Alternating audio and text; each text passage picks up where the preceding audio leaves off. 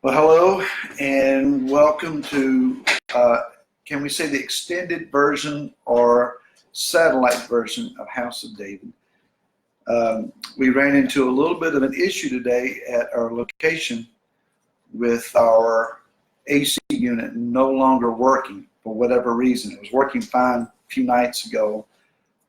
So unfortunately we had to cancel our gathering at House of David, and I am relocated currently to my home. So I am teaching this by satellite location. Nice and warm today, approaching 100 degrees, and humidity will take it somewhere around 110 heat index. Not a good day to be in a building with a group of people 90 degrees plus inside. So thankfully I'm at home, ceiling fans here and air conditioning's on, and you're here. Thank you for joining in. Let's see, we got already a group of folks joined in. Glad that you're here, and I'm sure that others may be joining us very shortly. So I've got a huge audience of two. My wife Laura is here. Your scriptures are right here in your case, Laura. And my mother-in-law Brenda is here, and you're here, and he's here. So let's begin in Ephesians chapter number 2. And today, of all days, I had diagrams included in my notes. I had a lot of things I was going to put on the board, and you can see the board behind me is not something to write on. So I'm going to describe it to you, and we'll be fine. Ephesians chapter 2, verse 11 through the end of the chapter, verse 22, and let's read together. Therefore remember that you, once nations in the flesh, who are called the uncircumcision by what is called the circumcision made in the flesh by hands, that at that time you were without Messiah, excluded from the citizenship of Israel, and strangers from the covenants of promise, having no expectation and without Elohim in the world. But now in Messiah Yeshua, you who were once were afar off, have been brought near by the blood of the Messiah. For here is our peace, who has made both one, and having broken down the partition of the barrier, having abolished in his flesh the enmity, that is the Torah of the commands and dogma, so as to create in himself one renewed man from the two, thus making peace, and to completely restore to favor both of them unto Elohim in one body, through the stake, having destroyed the enmity by it. And having come, he brought as good news peace to you who were far off, and peace to those near. Because through him we both have access to the Father by one Spirit. So then you are no longer strangers and foreigners, but fellow citizens of the set-apart ones and members of the household of Elohim, having been built upon the foundation of the emissaries and prophets, Yeshua Messiah himself being chief cornerstone, and whom all the building being joined together grows into a set-apart dwelling place in Yahweh, and whom you also are being built together into a dwelling of Elohim in the Spirit.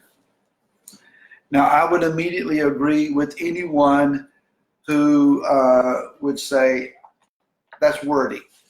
And what in the world is he saying? Rashul almost outdoes himself here, and his wordiness, his commas, his additional clarifying statements, etc. But let's see if we can clarify this and come to some understanding. The assembly at Ephesus, let's remember, was primarily made up of those who were non-Jewish. They were born and they were raised most likely in and around the city of Ephesus, which was a pagan shrine epicenter to goddess worship. So they would have been raised in abject paganism amid a culture that was resistant to the Torah.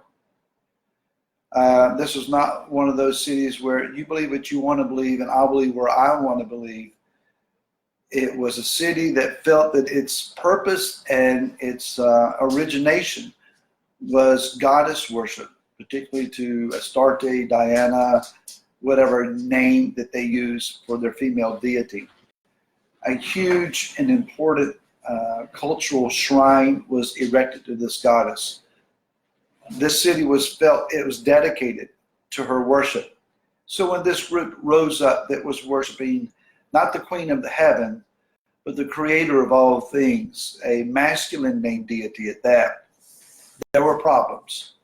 Not only were there problems with the constituents in the city, but there was also problems with those who were involved in Judaism, those of the local synagogue. So these members were much like you and I. They were caught in between a worldly system of the worship of gods of a great variety of Judaism, and we're somewhere in the middle. These former idol worshippers had learned from Rav Shul about Yeshua, about his being the promised Messiah to Israel, and that he would soon bring his kingdom to the earth. If you remember from our previous weeks of study, Rav Shul spent long years there, several years, primarily teaching about the coming of the kingdom of heaven.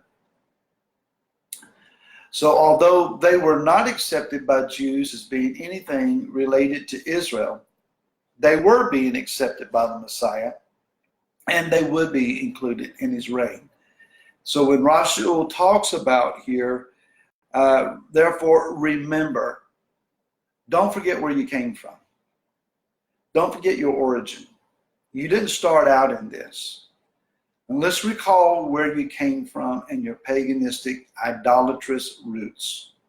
Let's remember that you were once, and the word here in this translation, the scriptures translation that we use most often at House of David is nations. It's the same word that would be translated from goyim or goy. So let's think about it, and if we can, in a term of diagram. And again, I wanted the big marker board and to be able to draw this out. So work with me, okay? Imagine, if you will, in the right-hand side of your imagination, the list of the 12 tribes of Israel plus Levi. So at the top of this list, we're going to name the 10 tribes, what are called the lost 10 tribes. So we have Reuben, Shimeon, Gad, Asher, Zebulun, Issachar, Naphtali, Dan, Manasseh, and Ephraim. We have a group of 10 tribes. Let's draw an imaginary line under Ephraim's name at the bottom of the list. And then let's think about Levi, Yehudah, and Benjamin. So why the line of division? If we were to go back to 1 Kings chapter number 12, matter of fact, let's not just imagine that. Let's go back there very quickly. I'm not going to stay very long, but let's just go back there for a point of reference. I'm sure that most in our audience today has already become very familiar with the story. But it's during the reign of Rehoboam, the son of Solomon, or Shalomo. Shalomo or Solomon is dead. Rehoboam's taken the throne, and he is assembled with all of Israel at Shechem in the land of Ephraim. And there he is to be coronated and announced as king over all of the tribes. And all of Israel has come, and they spoke with him in verse number 4, saying, "Your father made our yoke hard, and now lighten the hard service of your father and his heavy yoke which he put on us, then we serve you." If you want to get very practical and very basic on this, they were asking for a tax cut. Shlomo had taxed the people very heavily to pay for the building of the the second temple, pardon me. And that was not the second temple, it was the first temple. Come on, Barry. So it was the first temple, and they, even though David had amassed a great amount of copper and of gold and of silver and materials, there was conscripted labor and heavy taxes that were used to pay for the building of this magnificent temple edifice, and the people are now asking for a tax break. Rehoboam, unfortunately and ill-advisedly, rejected the wisdom of the elders that served him, took the advice of young men, and said, I'm going to increase taxes. It's going to be harder on you. My father hit you with whips. I'm going to hit you with scourges. And so the people revolted. The issue then develops in this chapter where Jeroboam, now elected or serving as king of these northern tribes. 10 tribes went to the north, and their wording was in verse number 16. What portion do we have in David? And there is no inheritance in the son of Yeshai or Jesse. To your mighty ones, O Israel, now see to your own house, O David. So Israel went to their tents. These 10 northern tribes rejected the rule and the reign of Rehoboam, went to the north, and basically formed their own country. We Americans know all about that. We did that against England, and in 1776 declaring our independence, and then we fought another war over their southern states, dividing themselves against the northern states in 1861, and we had the same similar issue. So that's kind of what was going on here. It was a civil break. There was almost a civil war that immediately broke out. This division, Yah says, this is of me. I did this. Unfortunately, the northern tribes, as we are well aware of and have studied out thoroughly, they ended up in rebellion. They rejected Yah. They mixed idolatry and calf worship in with the name of Yahweh. They rejected the call of multiple prophets. They never had a righteous king to lead them, and they ended up going into servitude. Now, they were swallowed among the nations. They haven't been back in the land since 722 BC. And for the most part, until our generation has began to recapture this, they've never been thought of, heard of, or considered in the economy of Scripture at all. The way that Rav Shaul lists them here, he says, as you go back to Ephesians chapter number 2, he says they have no covenant, you had no Messiah, you had no redemption, you had no hope, and you were without Elohim. So when these 10 tribes got lost among the nations, they thoroughly got lost. All was gone. They had nothing. They were completely washed out in Yah's in his covenant. That was what I was referring to, Laura, is in verse number 11 and 12. Okay? So the tribes that remained, Levi, Yehudah, and Benjamin, had their own issues. They had their own 70 years of Babylonian servitude. But as they have existed, they have been Torah protected. They have been those called the circumcised, because they still practice the covenant sign of circumcision, and they have been led by rabbinical influence.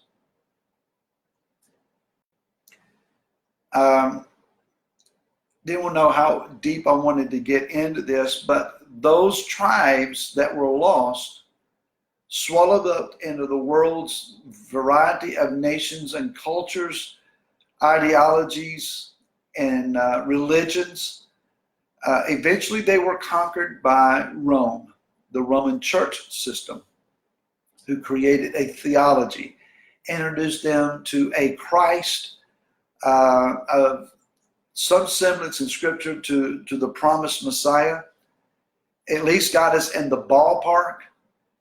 A lot of theological issues, a lot of problems going on there with understanding, but they at least got us pointed into a particular direction. Abuses, yes. Theological issues, yes. That aside, there have been at least a drawing of us toward something of restoration. So both sides, the Jews and the Goyim, have taken turns describing each other negatively and with loathing over multiple long generations. The Jews, being outnumbered and themselves exiled from Israel, had been routinely and consistently invited in to a nation to build up the craftsmanship guilds, to bring in financial structures. Laura's got me online and now needs to turn me off. Can you get it?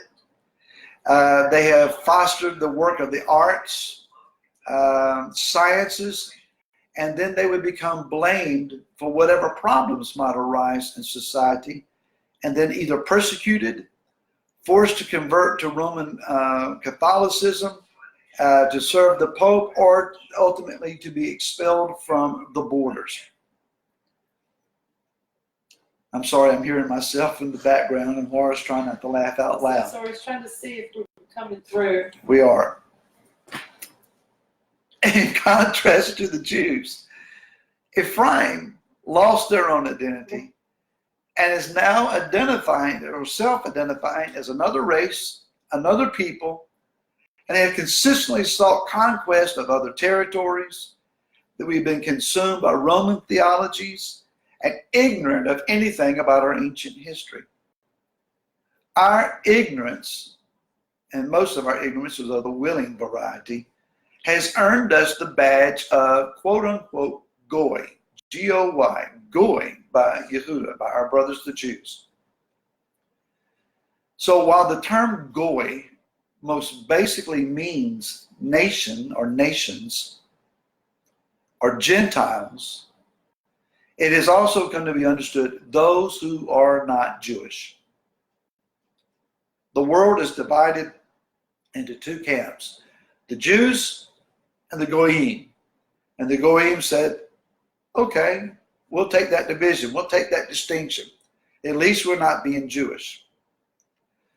The term has also then come to mean those who are not us. The Jews look at the Goyim, at the people among the nations, and in their minds they think they are not us. They have been very keen on preservation of who they are, the distinction of who they are.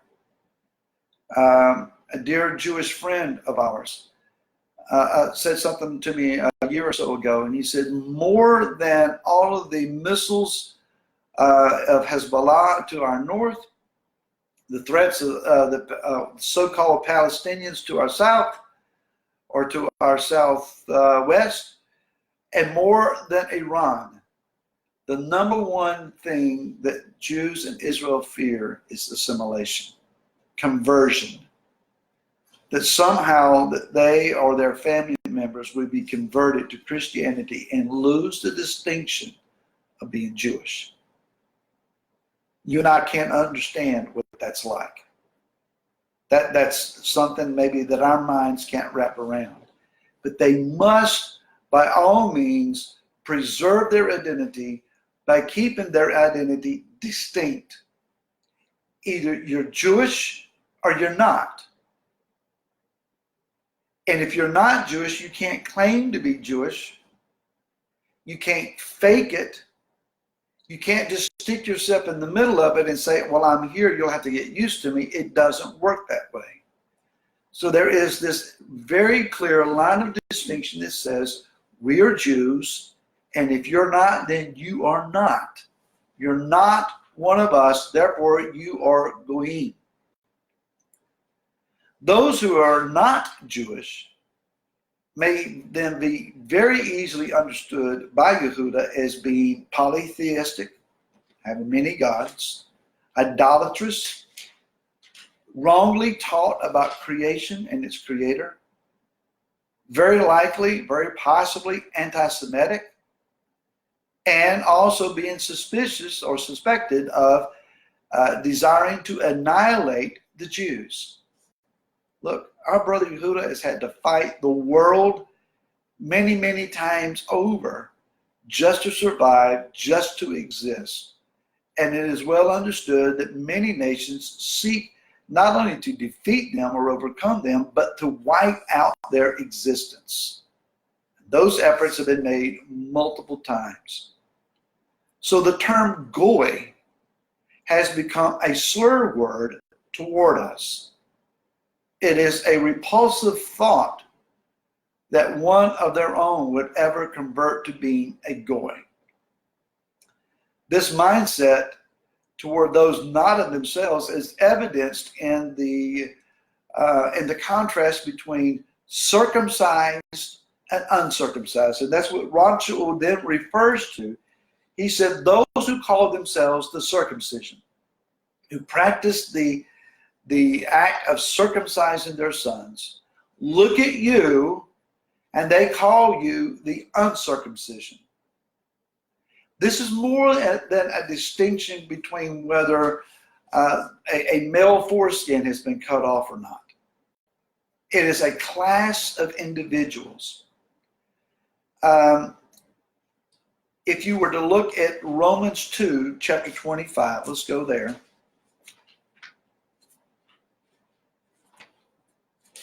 Romans 2 and verse 25. Rashul says, for circumcision indeed profits you, or profits if you practice the Torah. But if you are a transgressor of the Torah, notice this phrasing here, your circumcision has become uncircumcision. If you believe in the Torah and you are circumcised, well, if you are circumcised but do not practice the Torah, you're counted as those uncircumcised, even though you bear the mark in your body. The Hebrew terminology here would have stated the word circumcised as translating ha-mulim. H-A-M-U-L-I-M, ha-mulim. Uncircumcised would equate in Hebrew ha-arlim, A-R-E-L-I-M. Arel, the singular part of that word, A-R-E-L, is rooted in aral, very close spelling, A-R-A-L. The root word means to be exposed, to go naked. Here's where it helps us, to have one's foreskin exposed. When one is uncircumcised, it is evident. That is, uncircumcised in heart. When our heart is not pure and set apart to Yah, when we're not walking in the covenant, it doesn't take much of looking at us or examining our lives to realize there's some uncircumcision there. Our nakedness is exposed. Where else have we talked about nakedness being exposed?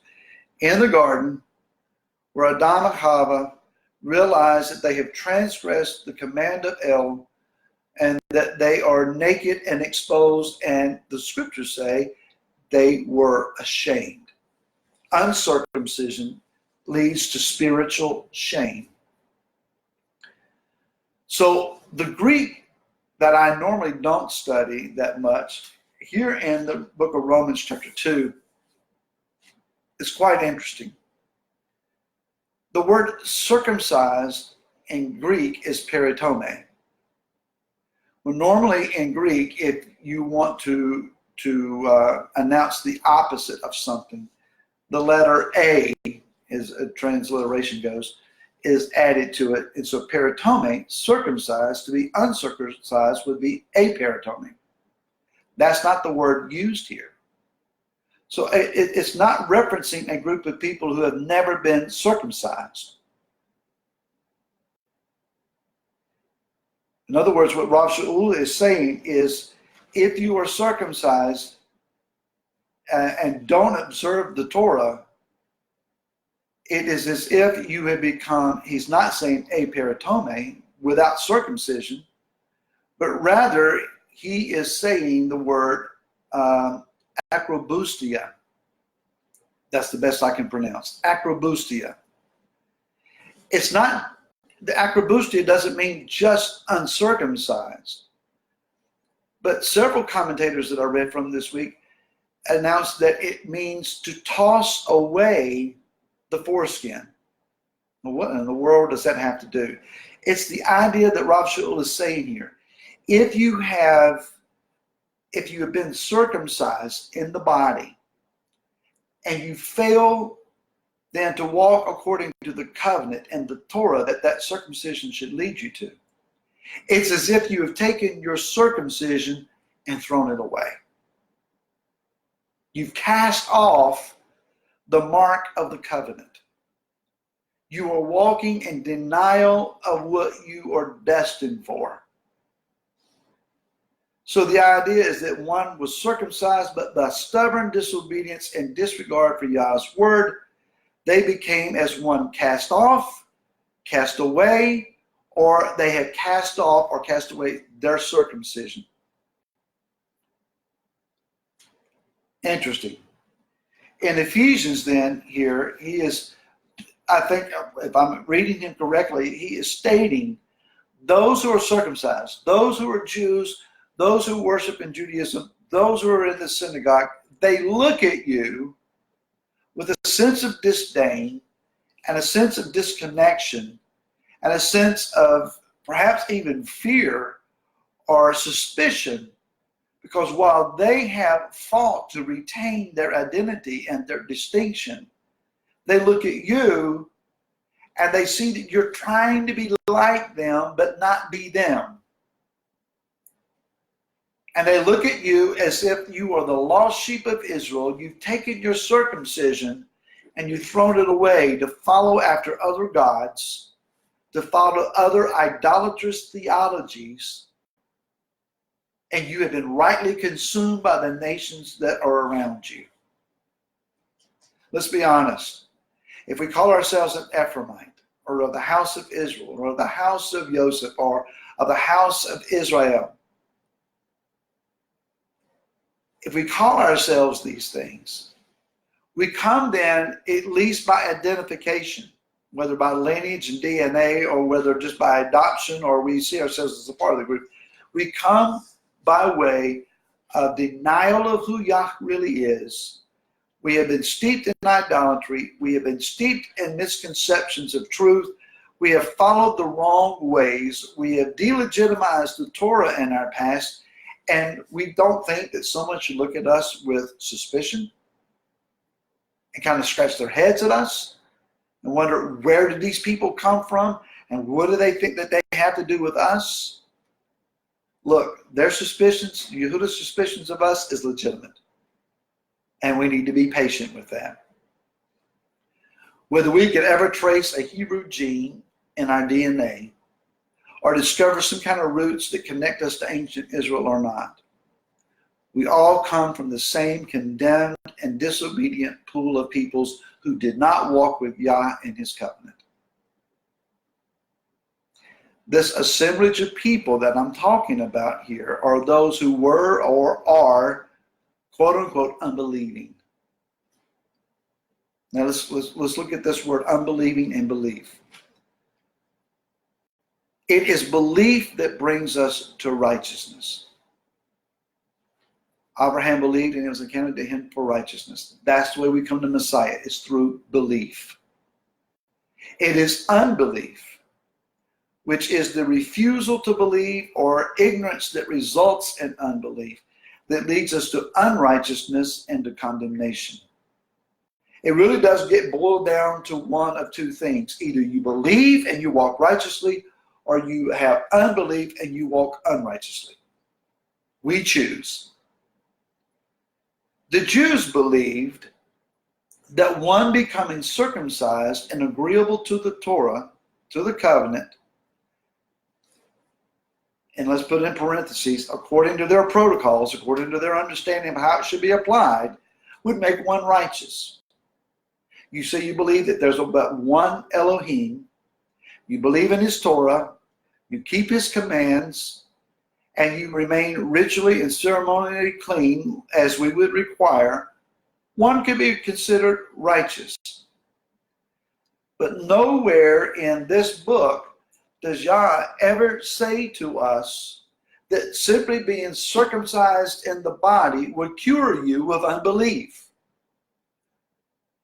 Circumcision alone does not redeem you.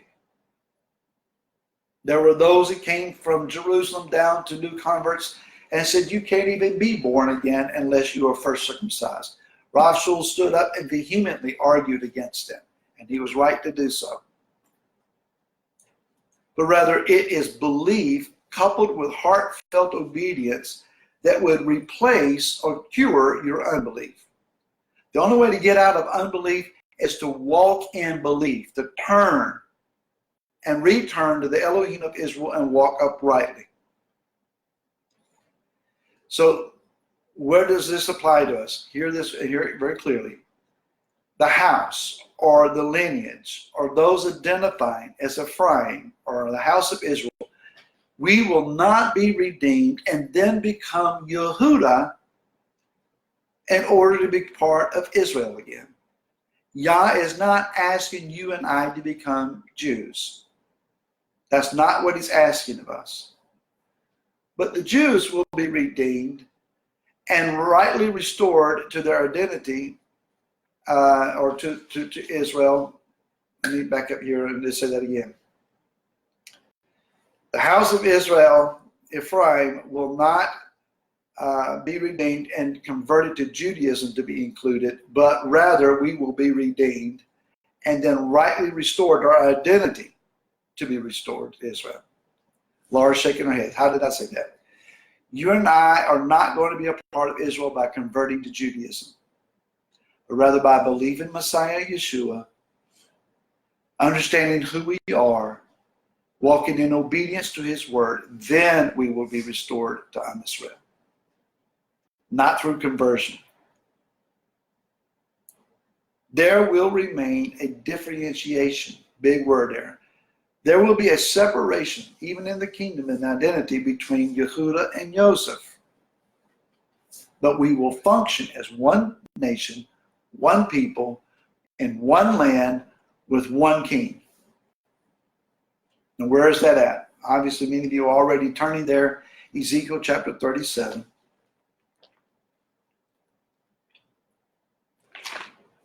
Ezekiel chapter 37.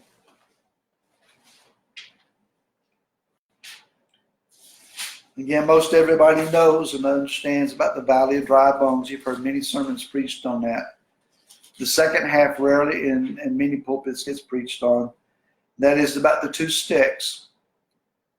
The prophet says, the father says to the prophet, I am taking the stick of Yosef, which is in the hand of Ephraim, and the tribes of Israel his companions, and I shall give them unto him with the stick of Yehudah, and make them one stick, and they shall be one in my hand. That's in verse number 19. Continuing in verse 21, he says, see, I am taking the children of Israel from among the nations wherever they have gone, and shall gather them from all around, and I shall bring them into their land. That's you and I. And I shall make them one nation in the land on the mountains of Israel. And one sovereign shall be sovereign over them all, and let them no longer be two nations, and let them no longer be divided into two reigns. Yehudah in one hand, Ephraim in the other, these two separate sticks, they're joined together and they become as one stick, one people. You and I will never be Yehudah. Yehudah will never be Ephraim, but we will be collectively one. Hallelujah. Now, I laid all of that out here to make a very important statement. And I'm going to switch off camera here. I want to give you this key thought.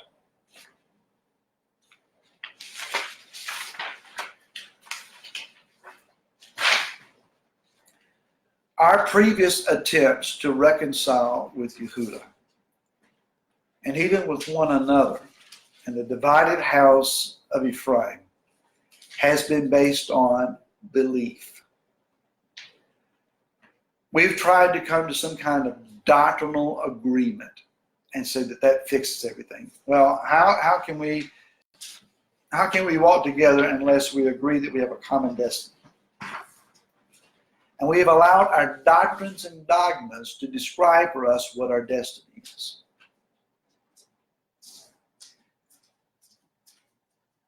Trying to unify ourselves based on belief has not worked.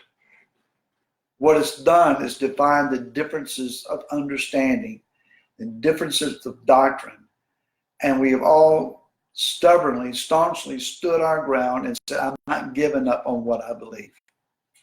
And we shouldn't have to. But there is now another effort that is being made. B'nai Yosef of North America, which is a group that I am a part of, been involved with for some 3.5 years, serving as an elder with them. Just recently met in Washington State, and ratified and finalized a document that is called the Mishpachah document.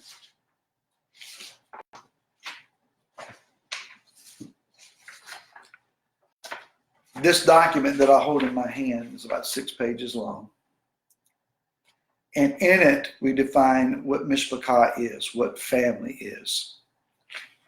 Further, when you get into this document, it talks about behavior. We are seeking to align ourselves with those who will agree with us, not on belief, but on behavior. We're not saying that, that believing in the one true Elohim is not important. It is. We're not saying that righteous walk is not important. It is.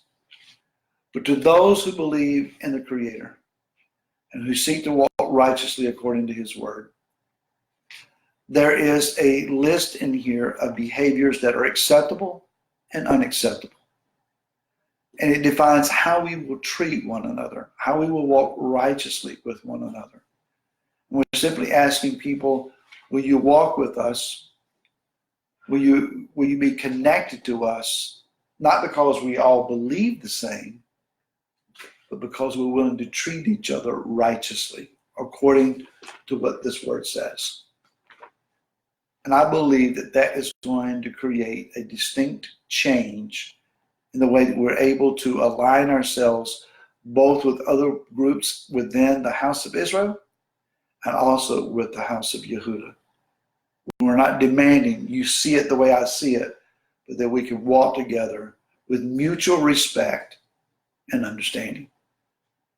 So, now in verse number 4 in the book of Ephesians, chapter 2, verse number 4, it begins with the phrase, but now in Messiah Yeshua. All the way back up in, that was in verse 4, we read the words, but Elohim, who is rich in compassion. Now we come down to verse 13, and we have another but now. But now in Messiah Yeshua. Powerful words, but Elohim. It was bad, but Elohim. And now we go down to verse 13. You were excluded, you were outcast, you were rejected, you were aliens from the covenant, but now in Messiah Yeshua. You who were far off. Back, I remember in my early teen years, back in the days where the hippie movement was popular, the phrase was far out. Well, we were far out, and we've still been far out, far off, but now we have been drawn near through Messiah Yeshua. We were driven into exile, as Yah had warned us about. He prophesied what happened due to our sins and our unbelief. If you go to the book of Vayikra, Leviticus chapter 26, it describes the horrors and the terrors that Yah would bring upon Israel if and when they chose to walk contrary to Him, rejecting His laws and commands. And then verse number 33 of that chapter, it says, quote, and I shall scatter you among the nations and draw out a sword after you, unquote. In verse 38, it says, quote, and you shall perish among the nations, and the land of your enemies shall eat you up, unquote. Not very good words. In 1 Kings chapter number 14,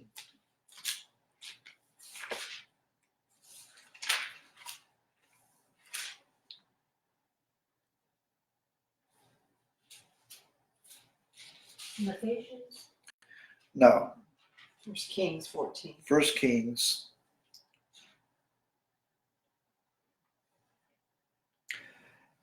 Verse 15 says, and Yahweh shall strike Israel as a reed is shaken in the water, and shall pluck Israel from this good soil which he gave to their fathers, and shall scatter them beyond the river, because they made their Asherim, or their sacred poles, provoking Yahweh. Verse 16, and he shall give Israel up. I guess you could say another way of phrasing that, he gave up on Israel. Because of the sins of Jeroboam, who sinned and who made Israel sin. What did he do? What in the world did Jeroboam do? He introduced calf worship to Yah's people and began to mix the name of Yud-Heh-Vav-Heh with calf worship. This is the same thing that took place at Mount Sinai with the golden calf. And that sin almost eradicated them as a nation. It did eradicate the northern tribes as a nation. Yah says, I've given up on you. I'm turning you over. It's done. In Jeremiah chapter number 3, and as I call that chapter out, many of you will immediately think of verse number 8. But let's read something besides just verse number 8. Let's go back to verse number 6. And Yahweh said to me in the days of Yoshiyahu the sovereign, have you seen what backsliding Israel has done? She has gone up on every high mountain and under every green tree, and there committed whoring.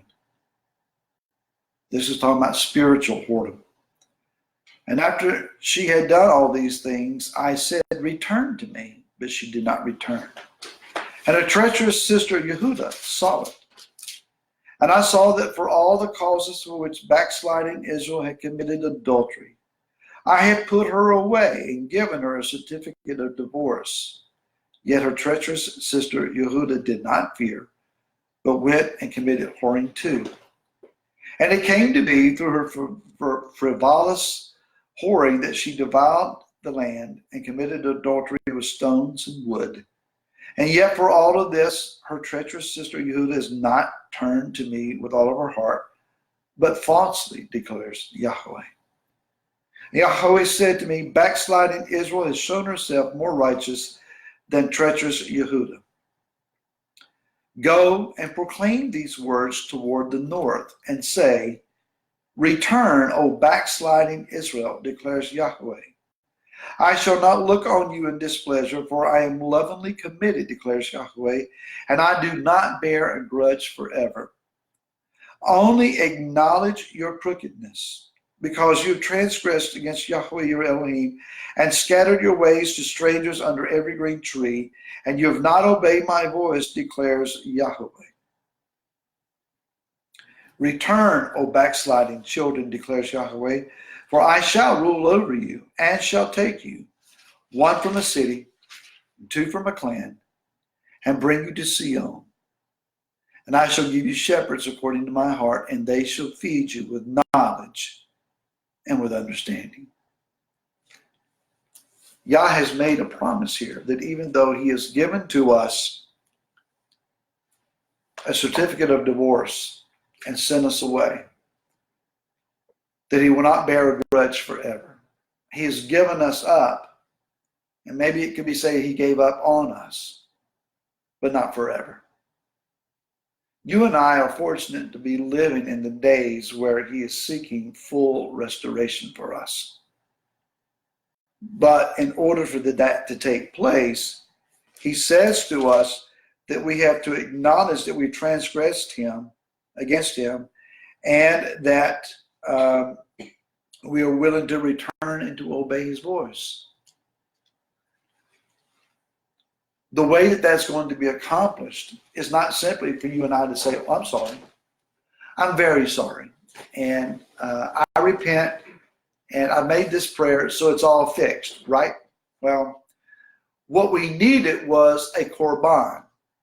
The word korban we normally translate as a sacrifice or an offering. The word korban means a drawing near, a means by which you and I can draw near to the Most High. Yeshua came and he ratified a renewed covenant for us with the shedding of his blood being offered as a korban. So back in Ephesians chapter number 2, when it says that we who were far off, he has brought near, there had to be a korban for you and I to be brought near. What is the bringing near that Yeshua has accomplished for us? His own life. He offered himself as a korban. The blood that he shed was to ratify the covenant, that it be a blood covenant for us. There is the original blood covenant that was established with Abraham, the covenant between the pieces, in Hebrew, Brit Bayin Habatrim. That covenant that Yah made with Abraham says you are going to be the carrier of the seed that will produce the Messiah, and you will be joint heirs with him and inherit the land.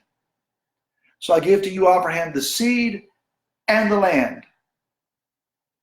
In order for you and I to be connected to the seed and be a joint heir with him and receive the kingdom in the land, we had cast off that original covenant. There had to be a covenant made for us. Yeshua brought a renewed covenant for us. Jeremiah 31:31. And ratified that or activated that covenant with his blood, not the blood of bulls and goats, as did Abraham, but with his own blood. Hallelujah. That is why we can't merely walk in theology and sit in pews in a traditional service and in an impressive building. Listening to a sermon doesn't fix it for us. Putting money in the plate is not enough for us. Singing with or in a choir doesn't accomplish it for us. We've been there, we've done those things, and we've asked ourselves the question, is this all that there is? I stood in a pulpit preaching sermons and was asking myself while I was standing there, is this all that there is? Doing the traditional Sunday service, is this all that there is? Well, we can no longer simply repeat what someone has told us. I was recently in a church building, and it was very obvious that what they were singing about and what they were speaking about was very sincere. They believed it with all of their heart. And it's not that what they were saying was wrong,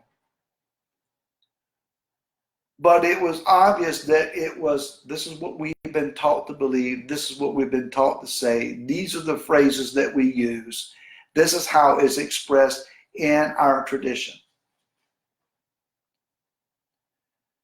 That's okay, but that's not enough for us. You and I are not going to be satisfied with simply repeating what I say or some other teacher on the internet has said. We've got to be willing to get in here and dig it out for ourselves. And so we hear things.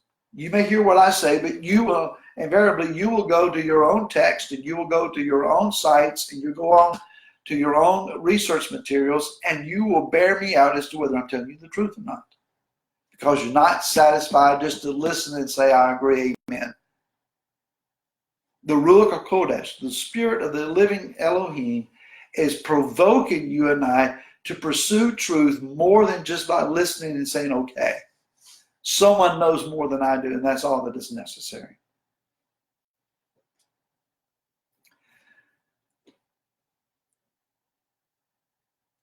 I won't go there. So, because of what's transpired in ourselves,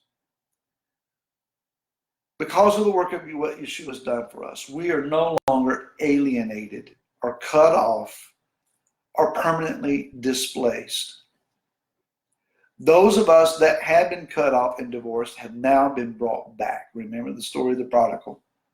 Lost to his father, lost to his home, lost to his identity, living with the pigs, comes home, and he is not rejected, but he is restored. We have been brought near. We've been brought near to Yahweh. We've been brought near to the Torah. We've been brought near to Eretz Israel. And we've been brought near to Jerusalem. Back in the day of Rehoboam, not only were they asking for a tax cut, but when Rehoboam said no, they rejected Jerusalem as well. I don't know what it is. I don't know how to explain it. But when you return to a Hebraic root, when you begin to look at the scriptures Hebraically, you begin to develop a heart affection for Jerusalem. And it's suddenly the city that was rejected and replaced with another temple elsewhere.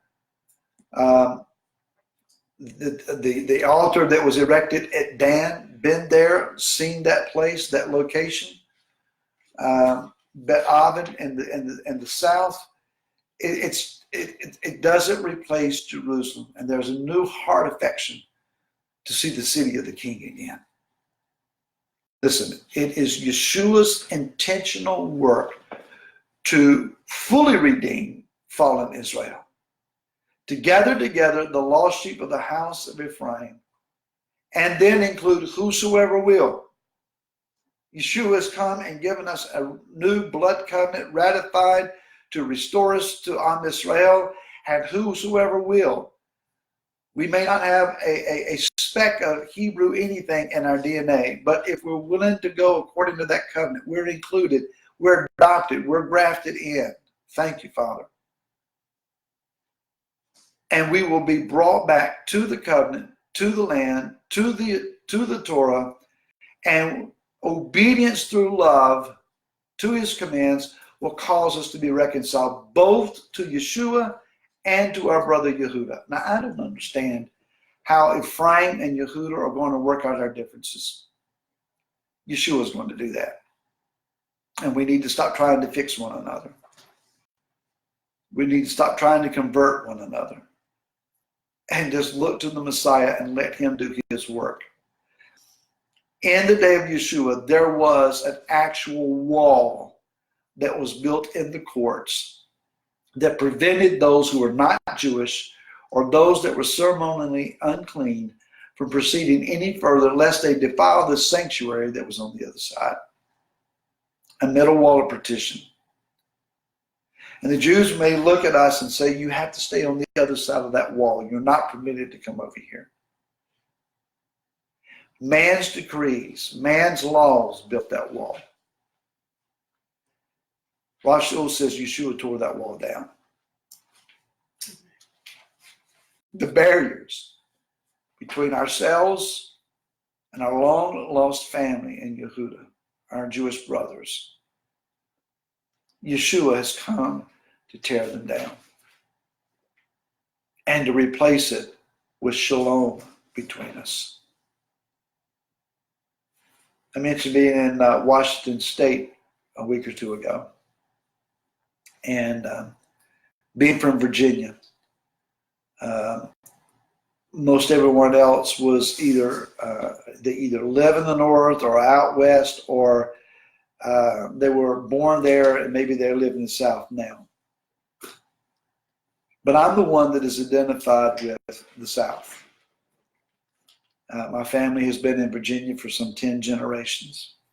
And in our part of Virginia, we consider ourselves a Southern people. Southern in language, Southern in culture, Southern in attitude, and Southern in history. We made jokes a bit about what the rest of the nation calls the American Civil War. We here in the South call it either the War of Northern Invasion or Northern Aggression. We felt like we were invaded. And I'm not going to go and discuss the entire ramifications and issues pertaining to that war. But we were divided. In the South, the war's been over for 150 years plus. But we still see ourselves as dramatically different than those of the North. They're just not us. They don't believe like us. Maybe some issues still remain. But I'm here to tell you today that the war between the house of Israel and the house of Ephraim, Yeshua says it's over. And he has declared peace and shalom between us. We're still disagreeing about what the peace treaty looks like. And both sides keep trying to reinstate dogmas and doctrines and man-made laws and traditions that will define what the restored unity looks like. Yeshua spoke against these. Now, concerning the Pharisees and Judaism in Mark chapter number 7, verse 1 through 13, there's a disagreement about his Talmudim, his disciples, eating the plucked heads of barley grain or wheat germ from the fields, and they hadn't washed their hands. It's not that their hands were dirty. It was that their hands had not been ceremonially washed. To this day, when a Jewish man gets ready to break bread with his family, there is a ceremonial washing of the hands. That is a tradition of elders. Yeshua warned, it's not wrong to wash your hands.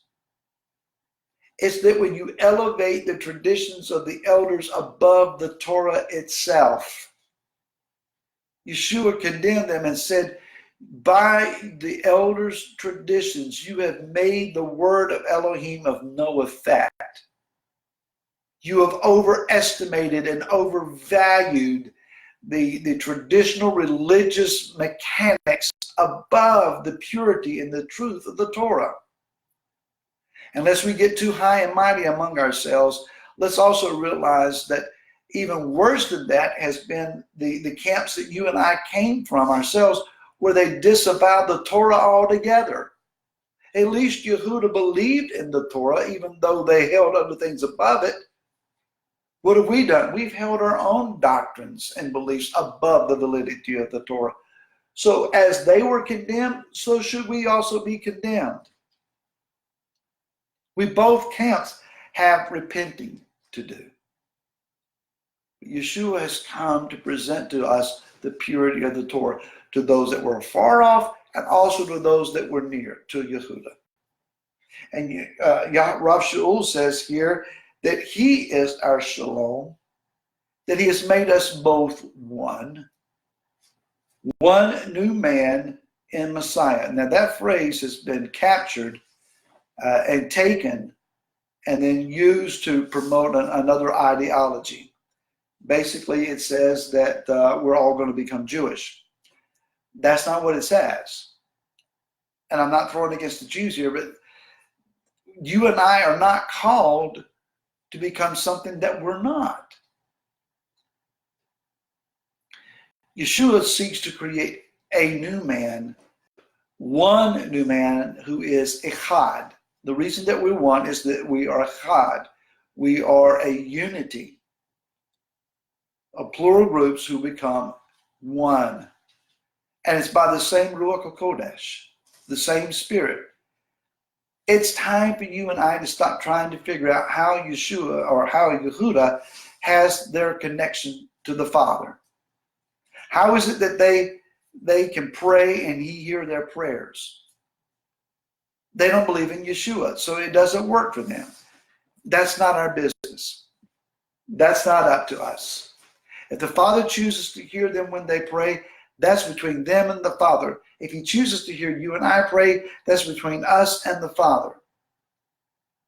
The days where we're trying to define each other according to our own protocols and preferences and religions and dogmas need to stop. We both have access to Yah through Yeshua and by the same Ruach HaKodesh. This is the way that it's going to work. It says that he has built us upon the foundation of the emissaries and the prophets, Yeshua Messiah himself being the chief cornerstone. And he talks about a construction project here. You and I that were once not even on the building lot, you and I that had no hope of being included, he has gone far and wide, sought us out, redeemed us, restored us, and now he is using you and I as living stones to create a house for his abiding presence. That's his love. That's his abiding grace and mercy toward us. But he is also using living stones from Yehudah. Rashi later said, the ear doesn't have a right to say to the foot or the hand of the foot, I have no need of you. We're all needed. We're all necessary. The truth is this, Yah is going to use both Yehudah and Israel, Ephraim, in the building of his house. You and I don't get to select who the building materials are. Neither do we get to tell the other building materials where they go, and neither do we get to say, but I get the most esteemed part of the house. The most esteemed part of the house is the cornerstone, and that is the Messiah. I believe on that both Yehudah and Israel can agree. Messiah is the cornerstone.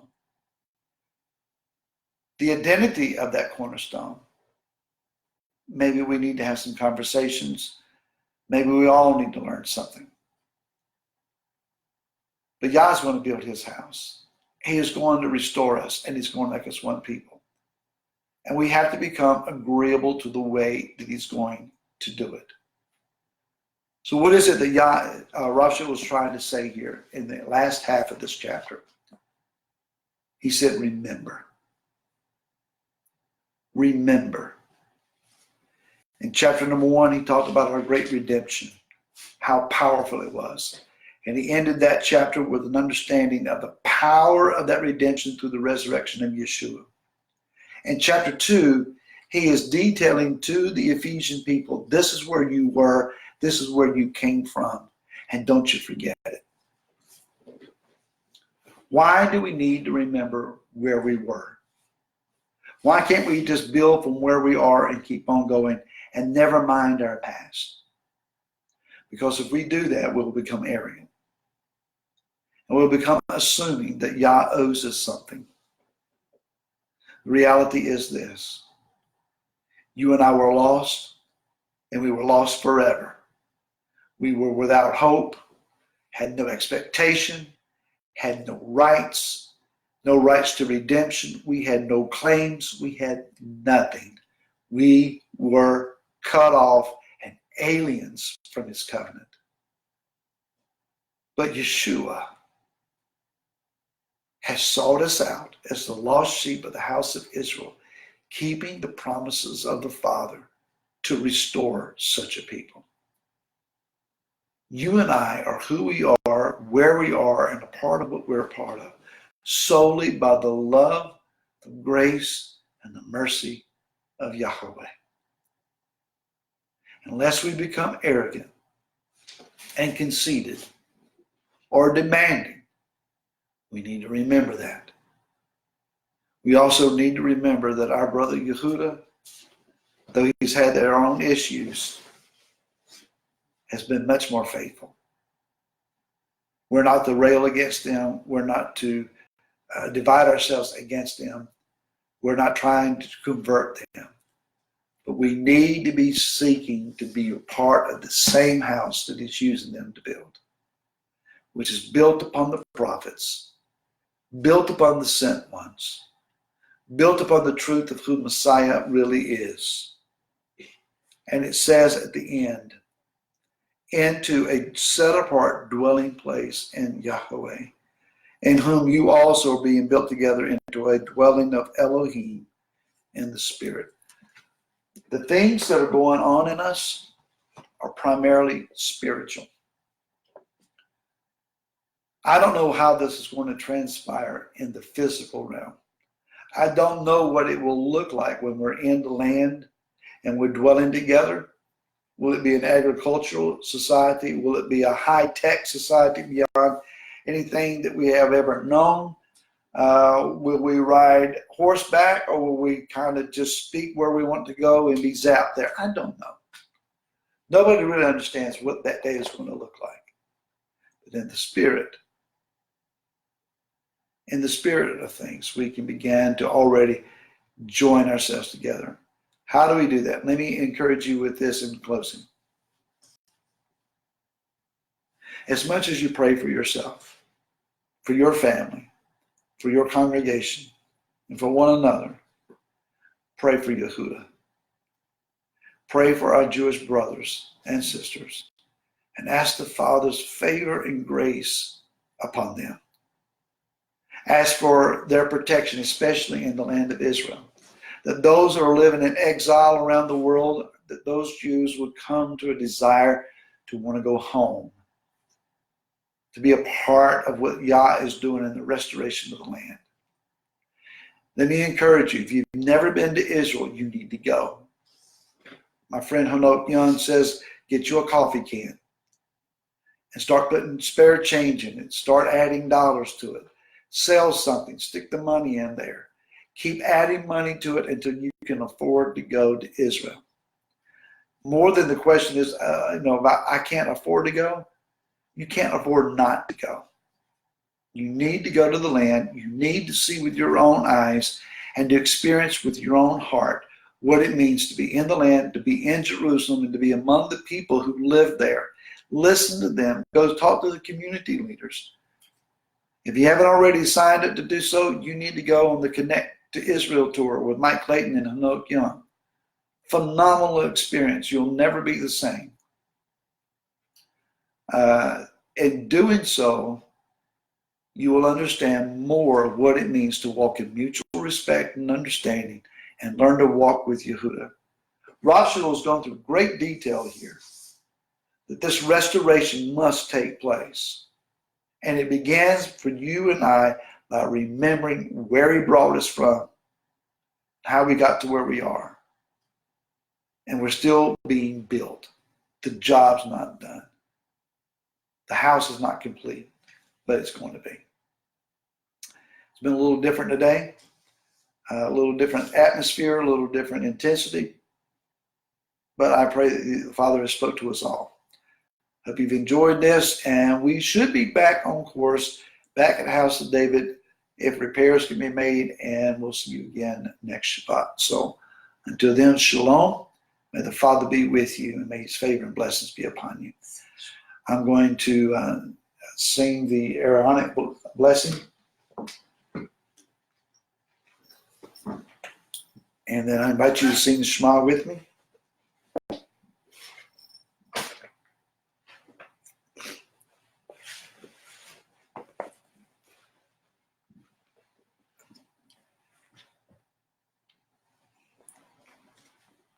We receive the blessing of his name.